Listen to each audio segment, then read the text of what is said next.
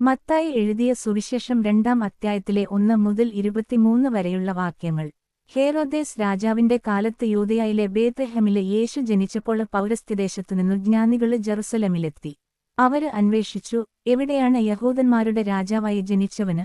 ഞങ്ങള് കിഴക്ക് അവന്റെ നക്ഷത്രം കണ്ട് അവനെ ആരാധിക്കാൻ വന്നിരിക്കുകയാണ്.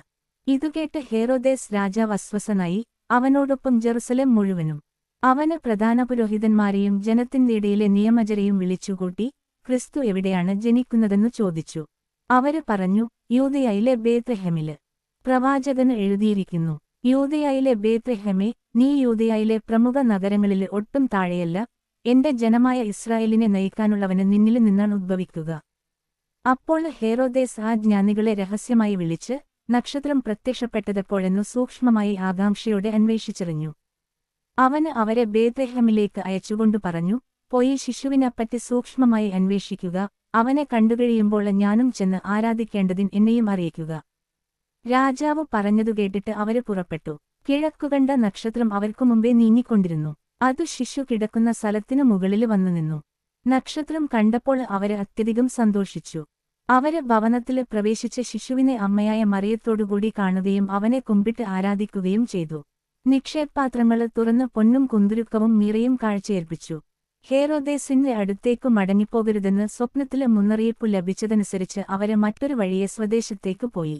അവര് പോയിക്കഴിഞ്ഞപ്പോൾ കർത്താവിന്റെ ദൂതന് സ്വപ്നത്തില് പ്രത്യക്ഷപ്പെട്ടു ജോസഫിനോട് പറഞ്ഞു, എഴുന്നേറ്റ് ശിശുവിനെയും അമ്മയെയും കൂട്ടി ഈജിപ്തിലേക്കു പലായനം ചെയ്യുക. ഞാന് പറയുന്നതുവരെ അവിടെ താമസിക്കുക. ഹേറോദേസ് ശിശുവിനെ വധിക്കാന് വേണ്ടി ഉടനെ അന്വേഷണം തുടങ്ങും. അവന് ഉണരന് ശിശുവിനെയും അമ്മയെയും കൂട്ടി ആ രാത്രി തന്നെ ഈജിപ്തിലേക്കു പോയി.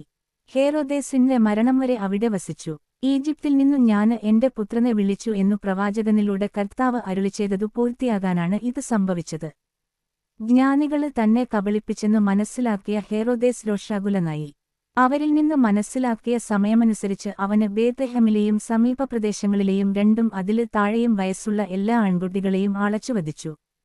ഇങ്ങനെ ജെറമിയാപ്രവാചകന് വഴി അരുളിച്ചെയ്യപ്പെട്ടതു പൂർത്തിയായി. രാമായില് ഒരു സ്വരം, വലിയ കരച്ചിലും മുറവിളിയും.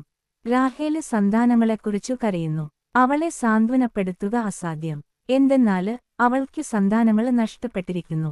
ഹേറോദേസിന്റെ മരണത്തിനുശേഷം ഈജിപ്തിൽ വെച്ചു കർത്താവിന്റെ ദൂതന് ജോസഫിനു സ്വപ്നത്തില് പ്രത്യക്ഷപ്പെട്ടു പറഞ്ഞു, എഴുന്നേറ്റ് ശിശുവിനെയും അമ്മയെയും കൂട്ടി ഇസ്രായേൽ ദേശത്തേക്കു മടങ്ങുക, ശിശുവിനെ വധിക്കാന് ശ്രമിച്ചവര് മരിച്ചുകഴിഞ്ഞു. അവന് എഴുന്നേറ്റ് ശിശുവിനെയും അമ്മയെയും കൂട്ടി ഇസ്രായേല് ദേശത്തേക്കു പുറപ്പെട്ടു.